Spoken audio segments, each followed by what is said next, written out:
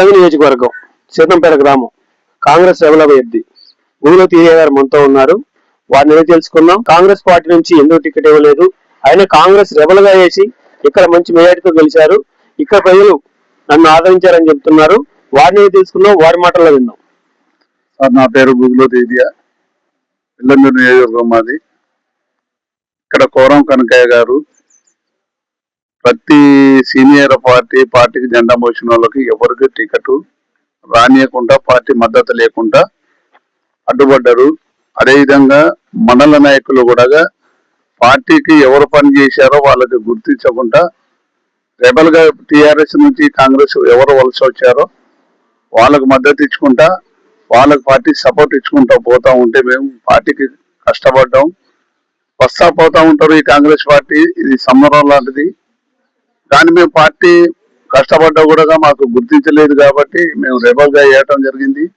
10 వార్డులు మా ఈ వార్డులో ప్యానల్ 10 వార్డులు వేసాను. నేను సర్పంచ్ క్యాండిడేట్ నిలబడ్డా, 7 వార్డులు గెలిపించుకున్నా, సర్పంచ్ గా గెలిచా సార్.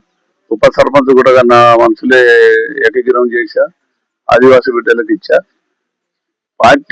పార్టీ దగ్గర చేసి మళ్ళా ఫోన్లు చేసి రాయబారం నడిపి వాళ్ళేదో గురిచ్చే పనులు చేస్తానులే కానీ నేనైతే పార్టీని ఇంట్లోను కాంగ్రెస్ పార్టీకి పోతా. నేను మళ్ళీ కాంగ్రెస్ పార్టీని పని చేస్తా.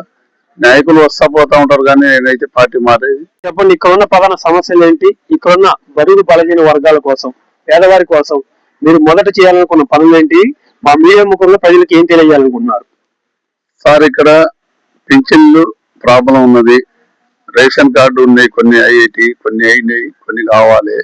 గతంలో తెలంగాణ గవర్నమెంట్ లో 10 సంవత్సరాలు టిఆర్ఎస్ గవర్నమెంట్ ఉన్నప్పుడు ఏనాడు కూడా ఏ ఒక్కరికి రేషన్ కార్డు ఇచ్చిన దాఖలాలు లేవు. ఈ కాంగ్రెస్ గవర్నమెంట్ అమలైన తర్వాత కాంగ్రెస్ గవర్నమెంట్ లో కొన్ని రేషన్ కార్డులు అయినాయి, కొన్ని పింఛన్లు అయినాయి, కొన్ని కావాలి. మొదటిగా ఇందిరమ్మ ఇల్లు అనేది ఇందిరమ్మ కమిటీ వేశారు సార్. ఇందిరమ్మ కమిటీ ఎవరు భూమి ఉన్నారో వాళ్ళకే వాళ్ళ దగ్గర డబ్బులు పట్టుకొని వాళ్ళకి ఇవ్వటం జరిగింది. ఇప్పుడు అలాంటి జరగకుండా నేను 22వ తారీఖు నాడు ప్రమాణ స్వీకారం చేస్తాను. మొదటి సమావేశంలో ఇందిరమ్మ కమిటీ రద్దు, దాని మీదనే మొదటి సంతకం పెట్టబోతున్నా. ఇందిరమ్మ కమిటీ రద్దు చేసి పూర్తి పేదవాళ్ళు ఎవరు ఉన్నారో వాళ్ళకి ఇందిరమ్మ ఇల్లు వచ్చేటట్టుగా కృషి చేస్తానని మీ ద్వారా నేను జనానికి తెలియజేస్తాను.